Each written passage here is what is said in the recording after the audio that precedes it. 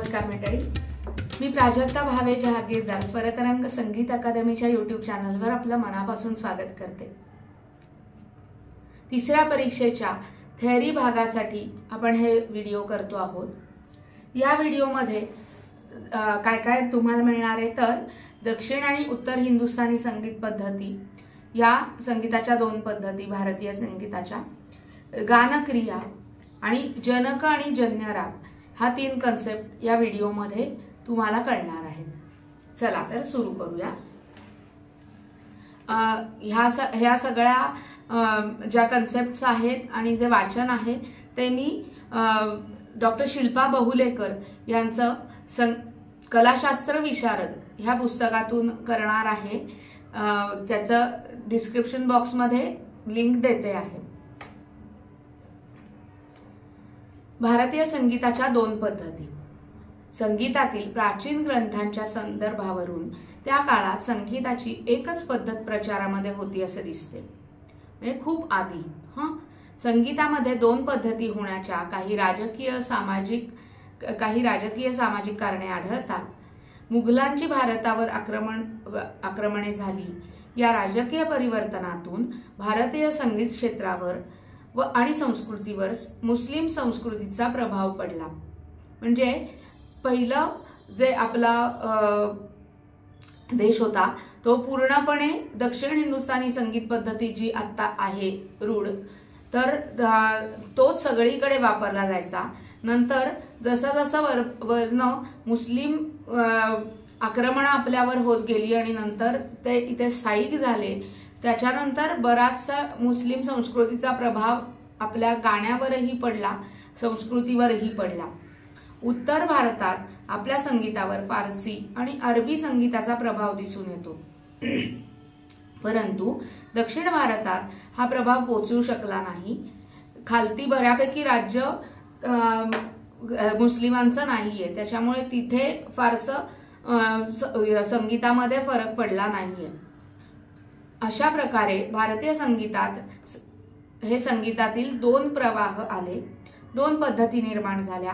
त्या पुढील प्रमाणे उत्तर हिंदुस्थानी संगीत पद्धती आणि दक्षिण हिंदुस्थानी संगीत पद्धती। त्यामुळे थोडक्यात वरच्या भागात सगळी उत्तर हिंदुस्थानी संगीत पद्धती वापरली जाते भारताच्या, आणि भारताच्या खालच्या भागातील सर्व राज्यांमध्ये दक्षिण हिंदुस्थानी संगीत पद्धती वापरली जाते। तर उत्तर हिंदुस्थानी संगीत पद्धती कुठल्या कुठल्या भागामध्ये वापरली जाते तर बंगाल, आसाम, उत्तर प्रदेश, महाराष्ट्र, गुजरात, मध्य प्रदेश आणि राजस्थान ह्या राष्ट्रांमध्ये उत्तर भागामध्ये उत्तर हिंदुस्थानी संगीत पद्धती प्रचारात आहे। आणि तमिळनाडू, कर्नाटक, आंध्र प्रदेश, केरळ या दक्षिण भागात दक्षिण हिंदुस्थानी संगीत पद्धती प्रचलित आहे। ही संगीत पद्धती दक्षिण संगीत पद्धती किंवा कर्नाटक संगीत पद्धती या दोन्ही नावाने ओळखली जाते। हिंदुस्थानी संगीताच्या या दोन्ही पद्धतीच्या मूळ सिद्धांतामध्ये विशेष अंतर नाही। या दोन्ही पद्धतींमध्ये साम्य आणि भेद काही आहेत, ते पुढील प्रमाणे आहेत। म्हणजे थोडक्यात तुम्हाला कळलं की वरच्या भागातील सर्व राज्यांमध्ये उत्तर हिंदुस्थानी पद्धती आहेत आणि खालच्या राज्यांमधील सर्व भागांमध्ये दक्षिण हिंदुस्थानी संगीत पद्धती प्रचलित आहे। तर याच्यामध्ये साम्य काय आहे दोन्ही भागांमध्ये तर उत्तर आणि दक्षिण पद्धतीचे प्राचीन आधार ग्रंथ हे एकच आहेत। भरताचे नाट्यशास्त्र आणि शाळंगदेवचे संगीत रत्नाकर हे दोन आधार ग्रंथ आहेत जे दोन्ही मध्ये कॉमन आहेत। अजून काय साम्य आहे तर दोन्ही पद्धतींमध्ये 12 स्वर, 22 श्रुती आणि मेल पद्धती म्हणजे थाट पद्धती आहे। आलाप गायन पद्धती दोन्ही संगीत पद्धतींमध्ये वापरली जाते आणि दोन्ही पद्धतींमध्ये बंदिशी या आलाप आणि ताना घेऊन गायला जातात। म्हणजे रागाचा जो विस्तार आहे, राग कळण्यासाठीचा जो भाग आहे तो आलाप आणि तानांद्वारे दाखवला जातो। ही काही साम्य याच्यात आढळतात। कुठली तर आधार ग्रंथ, थाट पद्धती, मेल पद्धती, आलाप गायन पद्धती आणि आलाप आणि ताना गायन म्हणजे राग विस्तार, हा सगळा दोन्ही पद्धतींमध्ये कॉमन या गोष्टी आहेत, साम्याच्या गोष्टी आहेत। आता फरक असलेल्या गोष्टी अनेक आहेत, त्या कुठल्या कुठल्या ते समजून घेऊया। तर उत्तर आणि दक्षिण हिंदुस्थानी संगीत पद्धतीमध्ये स्वरस्थाने 12 मानली आहेत, परंतु स्वरांच्या नावांमध्ये फरक आढळतो। ठीक आहे, फक्त 12च आहेत पण दोन्हीमध्ये स्वरांची नावं वेगवेगळी मानली जातात। थाट पद्धती दोन्हीकडे मानली जाते, मात्र दक्षिण संगीत पद्धतीमध्ये 72 थाट मानलेले आहेत आणि आपण जी वापरतो त्या उत्तर भारतीय संगीत पद्धतीमध्ये 10 थाट मानलेले आहेत। तिसरा महत्वाचा फरक म्हणजे कुठला, तर दक्षिण संगीत पद्धतीमधल्या बंदिशीच्या भाषा कानडी, तेलुगू आणि तमिळ आहे। उत्तर हिंदुस्थानी संगीत पद्धतीमध्ये बंदिशी व्रज, भोजपुरी, फारसी, पंजाबी आणि राजस्थानी या भाषांमध्ये रचल्या गेलेल्या आहेत। चौथा फरक, दोन्ही पद्धतींमधील ताल वेगवेगळे आहेत। ताल पद्धती ही पूर्णतः दक्षिण पद्धतीची वेगळी आहे उत्तरपेक्षा।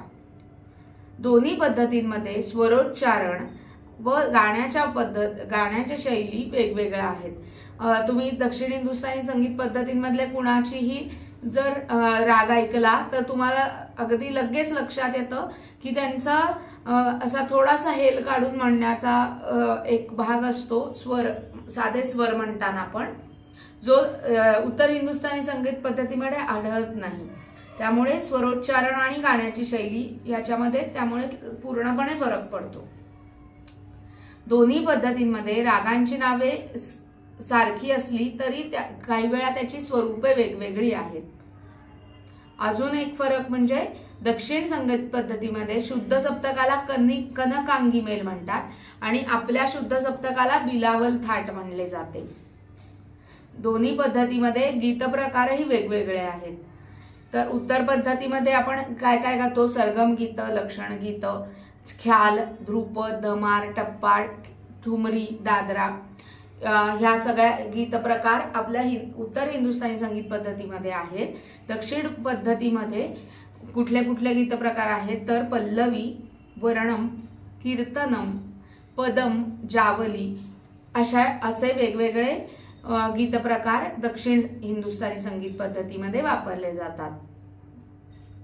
दक्षिण पद्धतीमध्ये एकाच स्वराची 2 रूपे एकाच वेळेस किंवा एकानंतर एक फक्त गणिती पद्धतीमध्ये मेलामध्ये येतात, जसे कोमल रे शुद्ध रे, कोमल ग शुद्ध ग, कोमल ध शुद्ध ध असे त्यांच्या मेलामध्ये एकाच स्वराची 2 रूप म्हणजे कोमल आणि शुद्ध आणि तीव्र असे येऊ शकतात।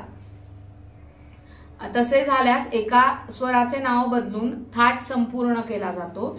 मात्र उत्तर संगीतामध्ये सामान्यतः एका स्वराची 2 रूप एकापाठोपाठ एक घेतली जात नाही। अपवाद म्हणून फक्त काही रागात अशी रूपे दिसतात। शुद्ध सारंगमध्ये, ललतमध्ये, भवमत भैरव अशा काही रागांमध्ये ती अपवाद म्हणून आढळतात। नाहीतर शुद्ध आणि कोमल असे एकापुढे एक स्वराची रूप एकापुढे एक अशी येत नाहीत।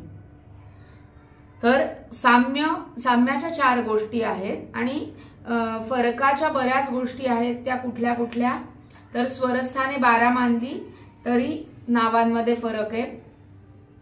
इकडे आपल्या उत्तर हिंदुस्थानी पद्धतीत 10 थाट आहेत, दक्षिण हिंदुस्थानी पद्धतीत 72 थाट आहेत।